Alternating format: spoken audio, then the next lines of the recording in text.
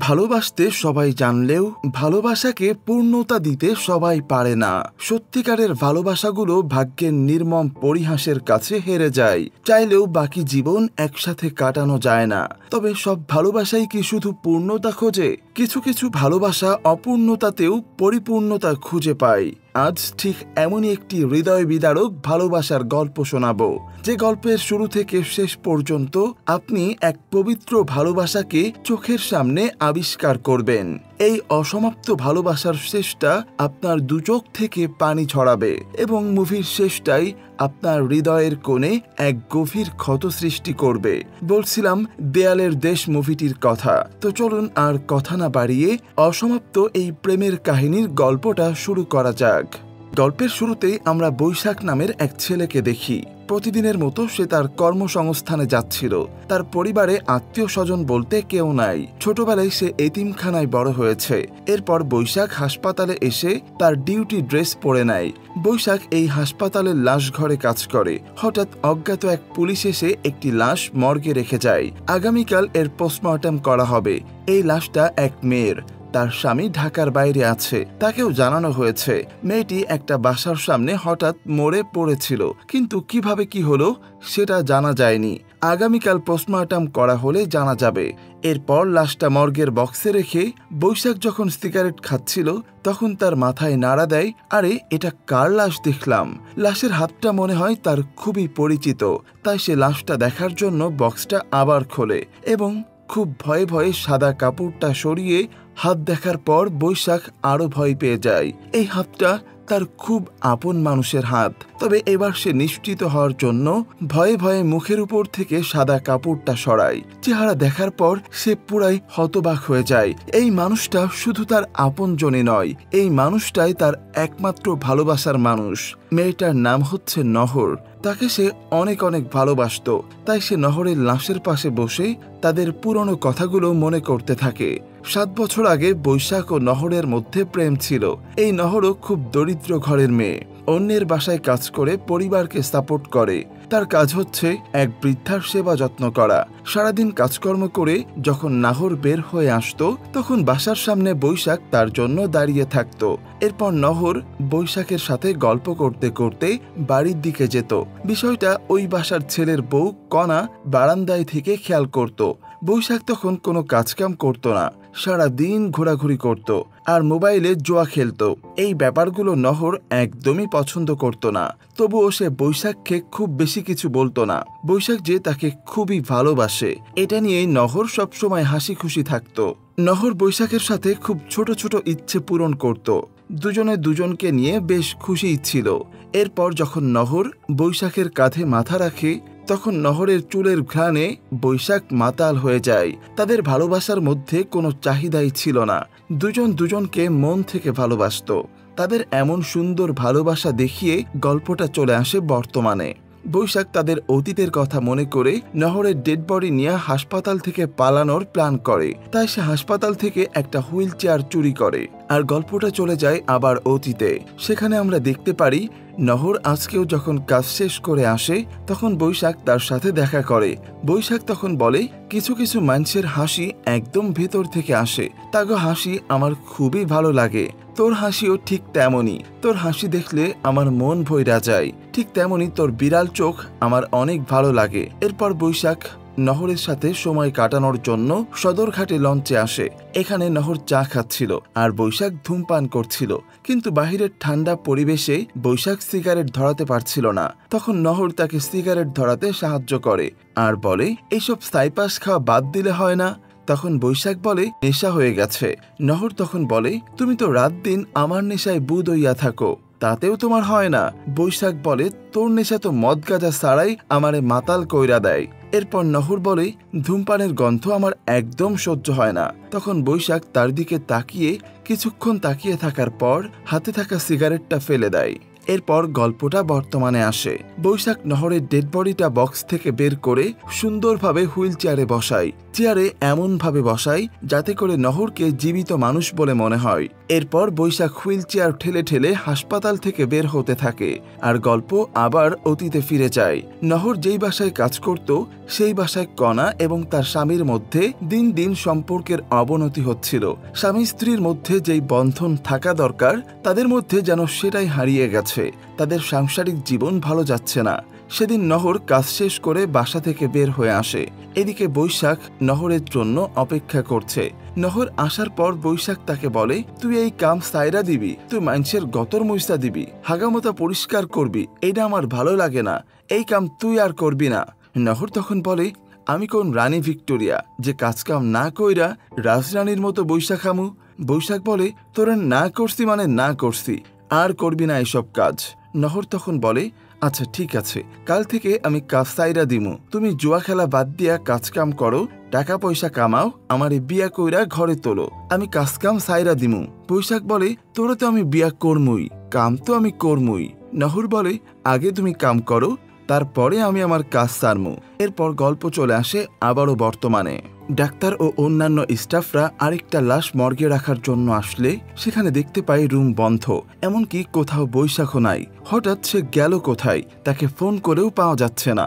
সারা হাসপাতাল খোঁজাখুঁজি করেও তাকে পাওয়া যায় না। এদিকে আমরা বৈশাখকে দেখি সে নহরের ডেড বডি নিয়ে নিজের বাসায় চলে আসে। বৈশাখ এখানে যে রুমে থাকতো সেখানে সে নহরকে নিয়ে আসে। সে তখন নহরের ডেড বডির সাথে নানান কথা বলে, যেন মনে হচ্ছিল সে তার নিজের স্ত্রীর সাথে কথা বলছে। ডেড বডিকে সে বলে, এইটা আমার একলা সংসার, তুই এইখানে বয়, আমি গোসল করে আইতাছি। তখন আবার গল্পটা অতীতে চলে আসে। ওই যে নহর বৈশাখকে কাজের কথা বলে রাগারাগি করে চলে আসছিল, তারপর সে আর বৈশাখের কল রিসিভ করেনি, যোগাযোগও করেনি। এই জন্য বৈশাখ সকাল হতে না হতেই বৃষ্টিতে ভিজে নহরের বাড়ির সামনে এসে নহরের জন্য অপেক্ষা করে। তখন নহর বলে, আমি ফোন ধরি নাই বইলা এভাবে বাড়ির সামনে আইসা খাড়াইয়া থাকবা?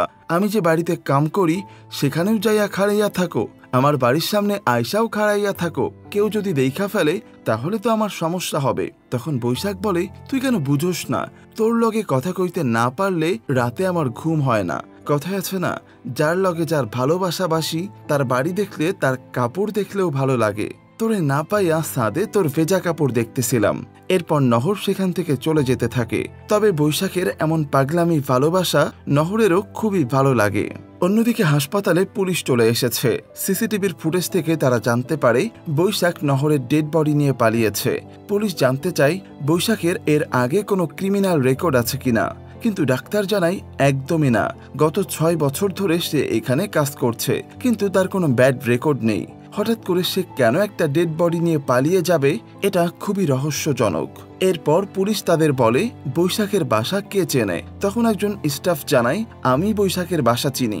তখন পুলিশ তাকে নিয়ে বৈশাখকে খুঁজতে তার বাসায় যাওয়ার জন্য বের হয়। এদিকে আমরা দেখি বৈশাখ সত্যি সত্যি কল্পনা করছে তার নহর বেঁচে আছে, সে তার সাথে গল্প করছে, সংসার করছে।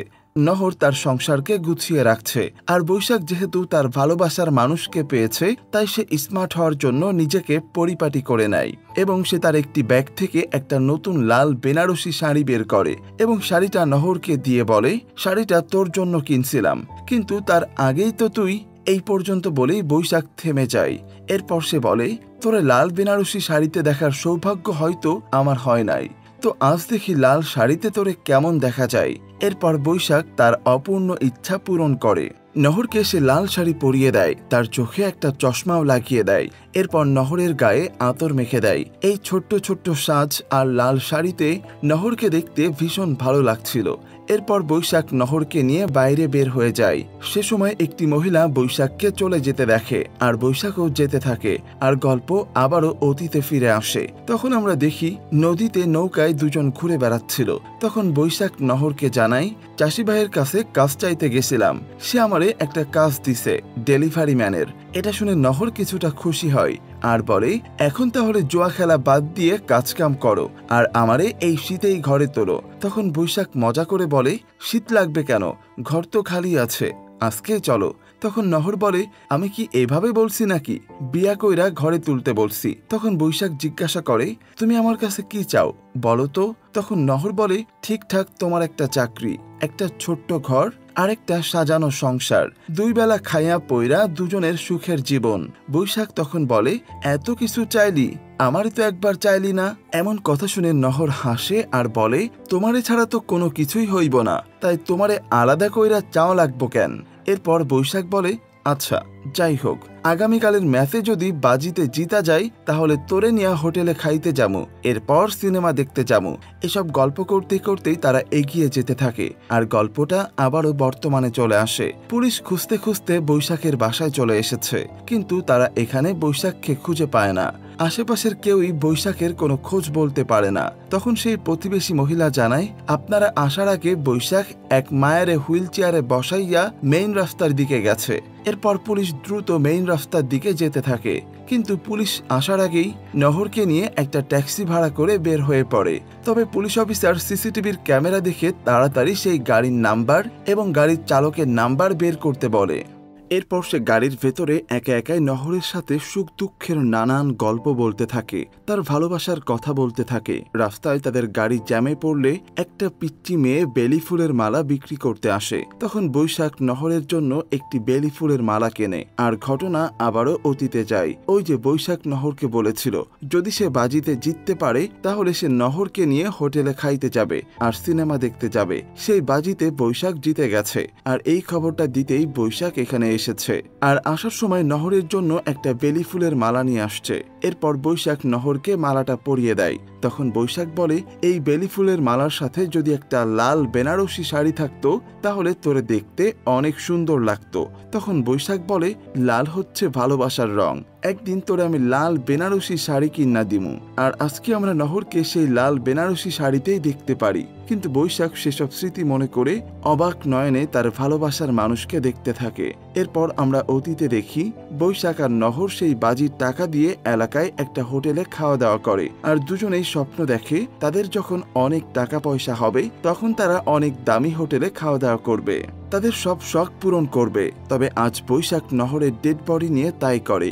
বর্তমানে আমরা দেখি বৈশাখ নহরকে গাড়ি থেকে নামিয়ে একটা বড় রেস্টুরেন্টে আসে আর এখানে এসে বৈশাখ তার আর নহরের জন্য খাবার অর্ডার করে। তবে এখানে বৈশাখ নহরকে এমনভাবে সাজিয়ে গুছিয়ে রেখেছিল, নহরকে দেখে বোঝার কোনো উপায় ছিল না যে সে নিতান্তই একটা ডেড বডি। বৈশাখ খাচ্ছিল আর তার সাথে কথা বলছিল। বৈশাখ বলে, এত বড় হোটেলে আমি জীবনেও আসি নাই, এবারই প্রথম, তাও আবার তোরে নিয়া। তুই আমারে আগে কত খাওয়াই দিতি মনে আছে? আজকে আমি তোরে খাওয়াই দিই। এই বলে নহরের মুখে সে খাবার উঠিয়ে দেয়। তবে সে আবার নিজেই খেয়ে নেয়। তখন তার জামাতে কিছুটা খাবার লেগে যায় আর এরপর যখন বৈশাখ জামা পরিষ্কার করতে যায় তখন ওয়েটার আর কিছু লাগবে কিনা সেটা জানতে নহরকে ডাকতে থাকে। কিন্তু এই নহর তো মৃত, সে জবাব কিভাবে দিবে, তাই সে নিস্তব্ধ ছিল। তখন ওয়েটার তাকে বারবার করে ডাকতে থাকে। এমন সময় সেখানে বৈশাখ এসে বিষয়টা সামলে নেয় এবং তাড়াতাড়ি বিলটা দিয়ে সেখান থেকে চলে যায়। এদিকে পুলিশের টিম সিসিটিভির ক্যামেরা দেখে সেই গাড়ি এবং গাড়ির চালকের নাম্বার পেয়েছে এবং লোকেশনও খুঁজে নিয়েছে। এর কিছুক্ষণের মধ্যেই পুলিশ সেই রেস্টুরেন্টে চলে আসে। এরপর অফিসার বৈশাখের ছবি দেখিয়ে ওয়েটারকে বলে, এই ছেলে কি এখানে আসছিল? ওয়েটার বলে, হ্যাঁ, হুইল চেয়ারে বসিয়ে একটা মেয়েকে নিয়ে সে এসেছিল। খাওয়া দাওয়া শেষ না করেই দ্রুত এখান থেকে বের হয়ে গেছে। এদিকে বৈশাখ নহরকে নিয়ে রাস্তা দিয়ে যাওয়ার সময় টিভিতে একটা নিউজ দেখতে পায়, যেখানে নহরের নিউজটা ব্রেকিং নিউজ হিসাবে চলছে। আজ সকালে রাজধানীতে নহর নামের এক তরুণীর ঘর থেকে তার লাশ উদ্ধার করা হয়েছে। এরপর সেই লাশ সোহরাওয়ার্দী মেডিকেল হাসপাতালে নিয়ে আসলে সেখান থেকে নহরের ডেড বডি উধাও হয়ে যায়। কিন্তু এর পেছনের মূল রহস্য কি সেটা এখনো জানা যায়নি। এটা হত্যা নাকি আত্মহত্যা নাকি এটা কোনো স্বাভাবিক মৃত্যু সেটা এখনো রহস্য রয়ে গেছে। এসব শুনে বৈশাখ এখান থেকে দ্রুত সরে যায়। এরপর সে নহরকে নিয়ে শহরের বিভিন্ন প্রান্তে ঘোরাঘুরি করতে থাকে। লেকের পাড়ে বৈশাখ নহরের সাথে সময় কাটাতে থাকে। তখন গল্প আবারও অতীতে ফিরে আসে। বৈশাখ তখন ডেলিভারি ম্যানের কাজ করত, তাকে দিয়ে বিভিন্ন জায়গায় মাল সাপ্লাই দেয়া হতো। নহর তখন তাকে জিজ্ঞাসা করে, তুমি কি ডেলিভারি দাও? বৈশাখ বলে, জানি না, প্যাকেট করাই থাকে, আমি শুধু ডেলিভারি দিয়ে আসি। এরপর নহর বৈশাখের সাথে সময় কাটিয়ে যখন বাড়ি ফেরে তখন তড়িঘড়ি করে তার মা তাকে আড়ালে নিয়ে বলে, তাড়াতাড়ি ভেতরে আয়, পাত্রপক্ষ তোরে দেখতে আইছে। নহর বলে, দেখতে আইছে মানে? আমারে তোমরা একটাবার জিগাবারও প্রয়োজন মনে করলা না? নহরের মা তখন বলে, তোর বাপরে তো তুই চেনস, সে কি কাউরে কিছু কয়? আর দেখতে আসা মানেই তো আর বিয়া না। এসব বলে নহরের মা সাজিয়ে গুছিয়ে পাত্রপক্ষের সামনে নহরকে হাজির করে। পাত্রপক্ষ তখন নহরকে বেশ পছন্দ করে। এদিকে নহর বৈশাখকে তার বাড়ির সামনে আর আসতে দেখে না, এমনকি তার ফোনটাও বন্ধ পায়।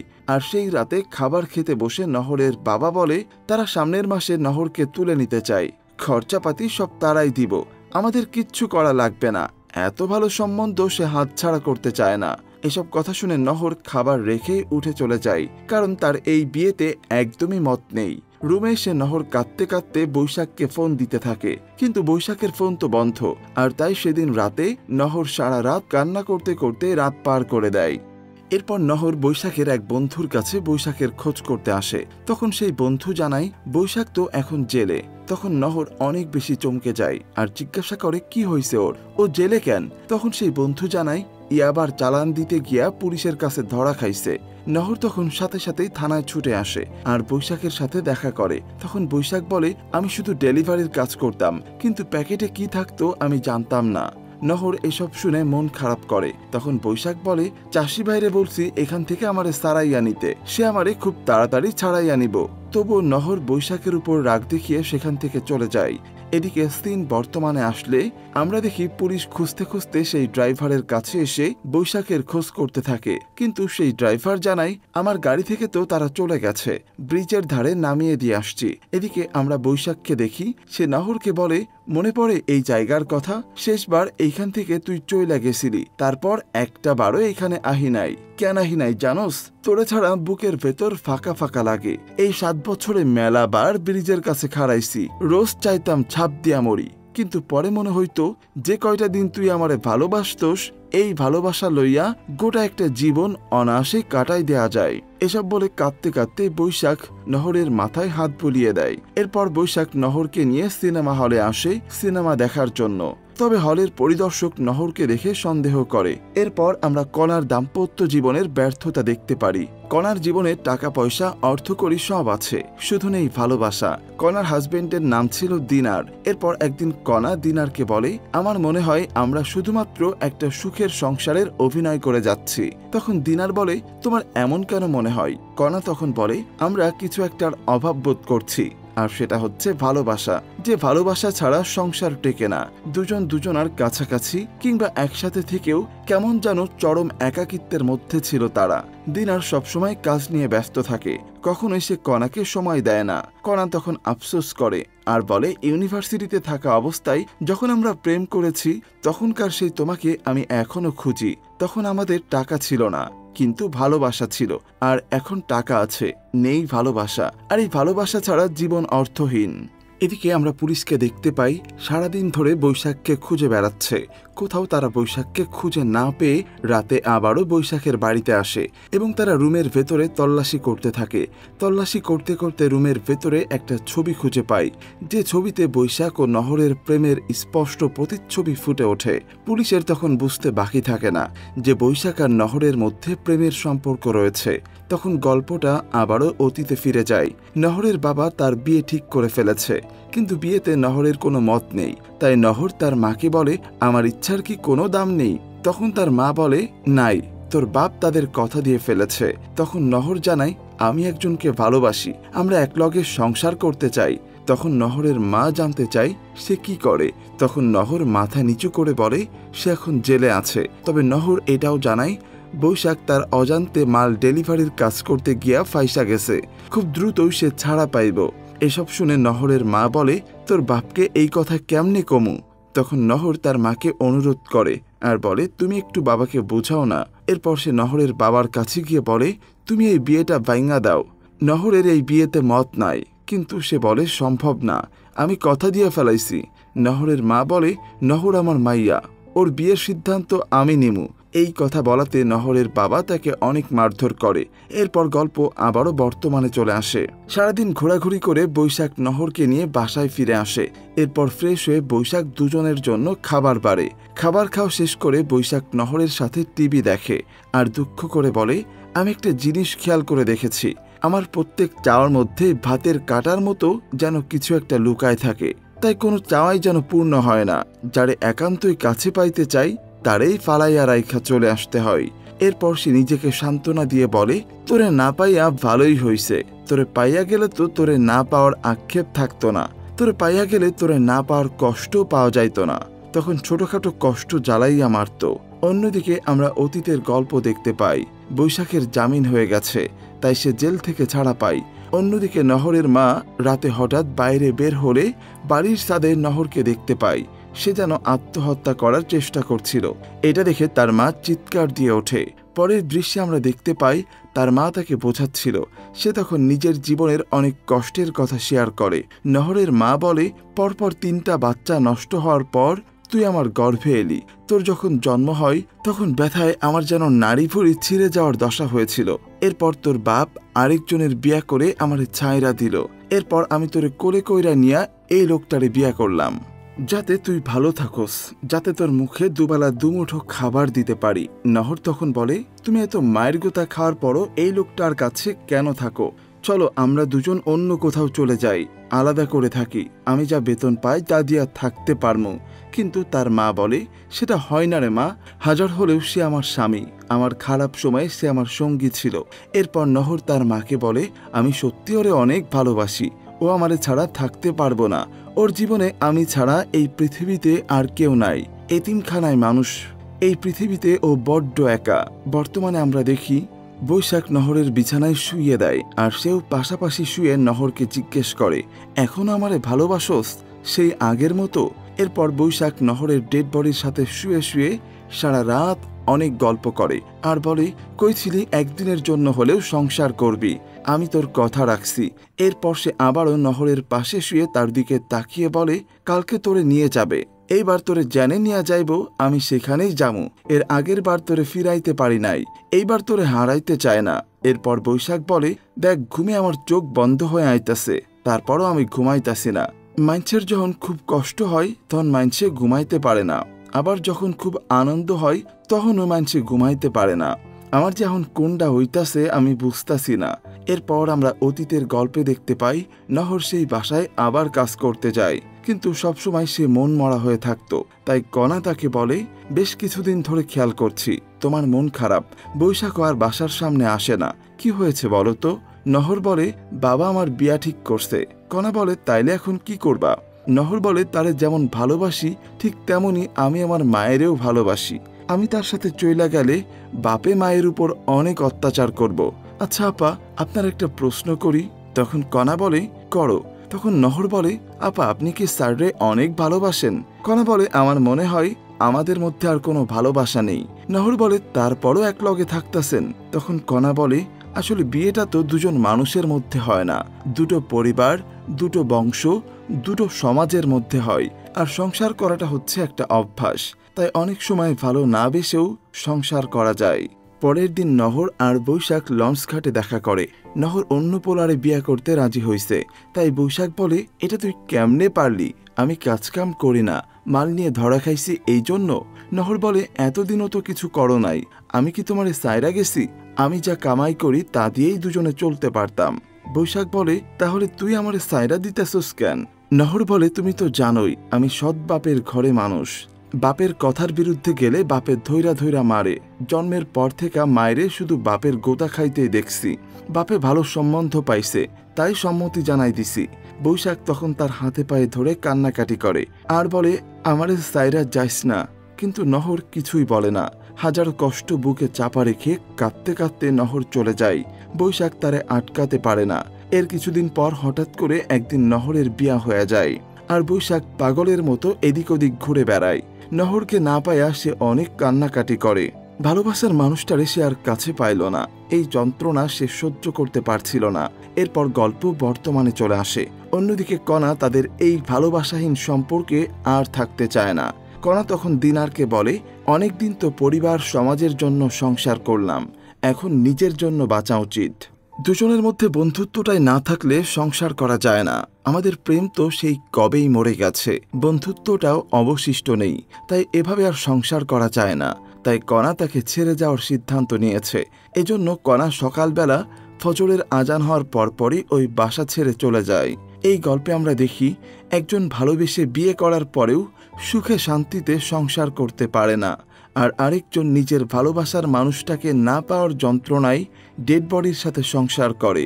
এই কি ভালোবাসার নিয়তি! এরপর সকালবেলা বৈশাখ নহরের ডেড বডি নিয়ে চায়ের দোকানে চা খেতে আসে। এরপর সে দুজনের জন্যই চা অর্ডার করে। নহর চিনি ছাড়া রং চা খেত, তাই বৈশাখ নহরকে বলে, কি ভাবছিলি ভুইলা জামু? তোর অভ্যাস, নিয়মকানুন, তোর চালচলন কিচ্ছু ভুলি নাই। এরপর বৈশাখ নহরের মতো করে চা খায়। তখন পেছন থেকে পুলিশ চলে আসে। এরপর বৈশাখ তাদের লাভ স্টোরির গল্পটা পুলিশকে জানায় আর বলে, নহর আমার সাথে একদিনের জন্য হলেও সংসার করতে চেয়েছিল, বেঁচে থাকতে তো পারি নাই, তাই ওর ডেড বডির সাথে একটা দিন কাটাইলাম। আমি আমার কথা রাখছি। বৈশাখের এমন ভালোবাসা দেখে পুলিশের আর কিছুই বলার থাকে না। সে শুধু বলে, কেসটা শেষ করার জন্য হাসপাতালে যেতে হবে, বেশি দেরি করলে লাশে পচন ধরব। এরপর বৈশাখ নহরের ডেড বডি নিয়ে হাসপাতালে চলে আসে। নহরের ডেড বডি পোস্টমর্টমও করা হয়। এর কিছুক্ষণ পর পুলিশ এসে বৈশাখকে জানায়, পোস্টমর্টম রিপোর্ট থেকে জানা গেছে নহর দীর্ঘদিন মানসিক চাপে থাকার কারণে গতকাল হঠাৎ স্ট্রোক করে মারা গেছে। নহরের স্বামী আইসে লাশটা নিয়ে যাইতে, তাকে দাফন করা হবে। পরের দৃশ্যে দেখি নহরকে গরম পানি দিয়া গোসল করাইয়া তাকে দাফন করা হয়, আর বৈশাখ নহরের কবরের পাশে আরেকটা কবর খোঁড়ে। সেই কবরে নিজেই শুয়ে থাকে। আর এখানেই এই অসমাপ্ত ভালোবাসার গল্প শেষ হয়। নহর এবং বৈশাখের ভালোবাসা পূর্ণতা না পেলেও সত্যিকারের ভালোবাসার এক দৃষ্টান্ত উদাহরণ আমরা দেখতে পেলাম। তাদের ভালোবাসার পূর্ণতা না পেলেও আত্মার সম্পর্ক ঠিকই পূর্ণতা পেয়েছে। এমন ভালোবাসার উদাহরণ খুবই কমই দেখা যায়। গল্পে নহরের চাওয়া একদিনের সংসার দিতে গিয়ে বৈশাখ নহরের ডেড বডির সাথেই তার শেষ ইচ্ছাটা পূরণ করে। ভাগ্যের নির্মম পরিণতি তাদেরকে বেঁচে থাকতে সংসার করতে দেয়নি। আর সত্যিকারের ভালোবাসার জন্য যে কতটা পাগলামি করা যায় সেটাই এই গল্পে বৈশাখ দেখিয়ে দিয়েছে। মৃত্যুর পরেও ভালোবাসার মানুষটার কবরের পাশে কবর করে তার সঙ্গী হতে চেয়েছে। সমস্ত নষ্ট প্রেমের ভিড়ে বেঁচে থাকুক এমন সত্যিকারের হৃদয়স্পর্শী ভালোবাসা। মুভিটি আপনাদের কাছে কেমন লাগলো সেটি অবশ্যই কমেন্টে জানাবেন। আর চ্যানেলে নতুন হয়ে থাকলে অবশ্যই সাবস্ক্রাইব করে রাখবেন। ধন্যবাদ।